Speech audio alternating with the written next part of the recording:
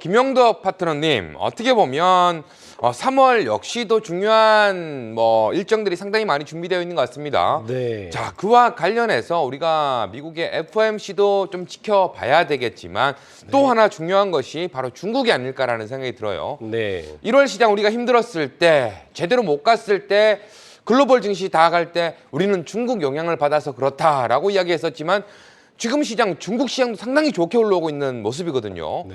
왜 우리는 따라가지 못할까라는 생각, 미국과 중국 역시나 좀 끼어있는 듯한 모습인가라는 생각이 드는데 어떻게 좀 보고 계십니까, 3월? 네, 우선은 이제 중국 시장은 아무래도 우리나라하고 직접적인 또 무역 관계가 좀 많이 진행되고 있는 시장이기 때문에 뭐 한한령이 한번 이제 내려지게 되면은 충격을 받는 업종이 상당히 많죠.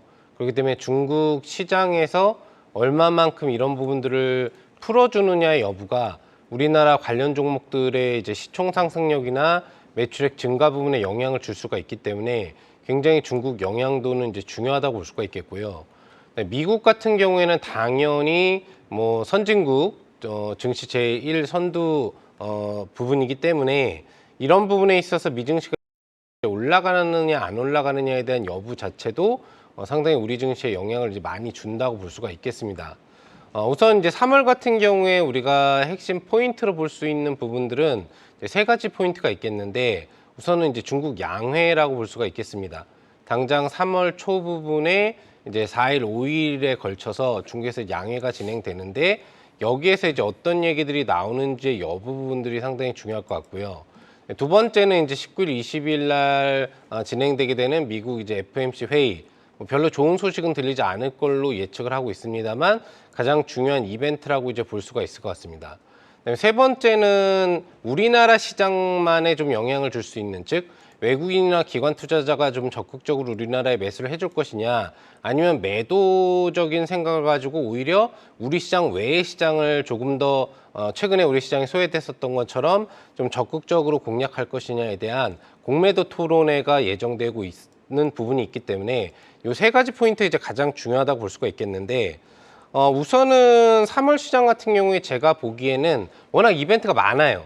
그러다 보니까 이제 시장이 뭐 오를 거다 떨어질 거다에 대한 예측을 내리기가 사실 전문가로서도 쉽지는 않은 부분이 될 수가 있는 것 같고요.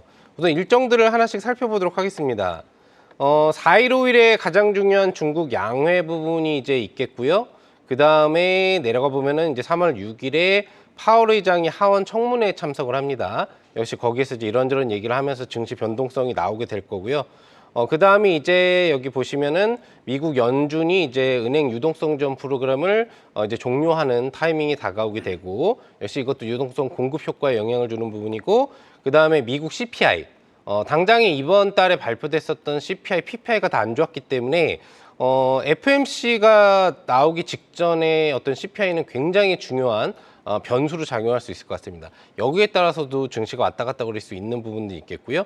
내마녀의 날이라고 볼 수 있죠. 미국 그리고 우리나라의 선물 옵션 동시만기일이 또 닥쳐 있는 달이 이번 달 중순이 되겠고 그다음에 이제 FOMC 회의 누구나 다 아는 당연히 금리는 동결이 될 거라고 예상을 하고 있지만 이벤트는 없겠지만 그 뒤에 파월 의장이 이제 새벽 그 3시 반 이후 4시부터 시작을 해가지고 기자들의 의견이나 앞으로의 그 금리 정책을 어떻게 끌고 갈 거다라는 생각을 해주는데 이게 사실 더 중요할 거라고 이제 보고 있습니다.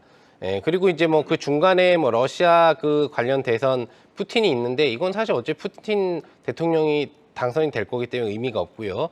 그다음에 유럽 정상회의라든지 그의 여러 가지 박람회 뭐 이런 부분들이 좀 후반에 이제 열려 있습니다. 당장에 뭐 이제 오늘 같은 경우만 하더라도 굉장히 중요한 미국의 또 하나의 지표가 이제 발표가 되게 되는데 이 부분에 따라서 우선 3월의 분위기가 1차적으로 결정되지 않을까. 우리나라는 이제 뭐 휴장일이 있기 때문에 조금 글로벌 변동성을 피해갈 수 있겠지만 그런 부분부터 여러 가지 요소 부분들이 있을 수 있겠는데 양회 같은 경우에는 지금 이제 간단합니다. 오로지 경제예요. 첫 번째도 경제, 두 번째도 경제, 세 번째도 경제를 이야기하고 있습니다. 그만큼 중국 경기가 굉장히 확대되면서 발전을 하다가 지금 부동산 문제부터 시작을 해서 버블이 터져버리면서 지금 침체 관계로 들어가 있거든요.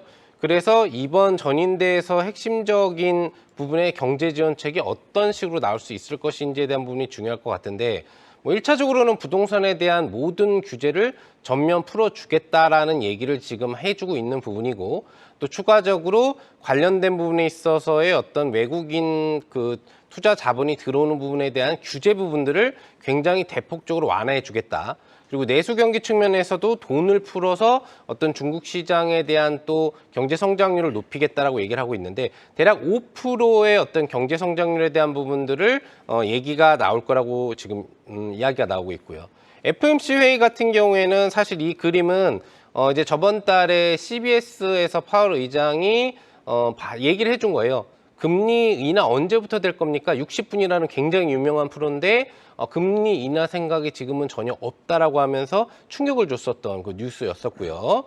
그리고 우리나라 이제 공매도 토론, 아까 전에도 3대 이슈 중에 중요했다라고 했는데 3월 13일 날 금감원장이 직접 나서서 이제 개인 투자자들과 어떤 공매도에 대해서 얘기를 하면서 앞으로 이번 연도에 우리나라의 공매도 정책을 결정해 갈 거라고 하는데, 여기에 따라서 이제 또 외국인 투자자의 매도가 나올 수도 있고 매수가 들어올 수도 있는 부분들이 됩니다. 변수가 워낙 많아가지고 3월 시장이 좋게 올라갈 거다 또는 떨어질 거다라고 예측은 좀 어려울 것 같고요. 제가 2월부터 얘기해드렸던 것처럼 어느 정도 상반기에는 좀 박스권 장세 분위기가 형성될 확률이 높아요. 점진 상향은 나올 수 있지만 박스권으로 계속 진폭이 있다는 얘기죠. 그런 시장이기 때문에 시장을 기대하기보다는 종목을 잘 찾으시는 게 여러분들 계좌의 수익을 높이는 데 효과가 있지 않을까 생각해 봅니다.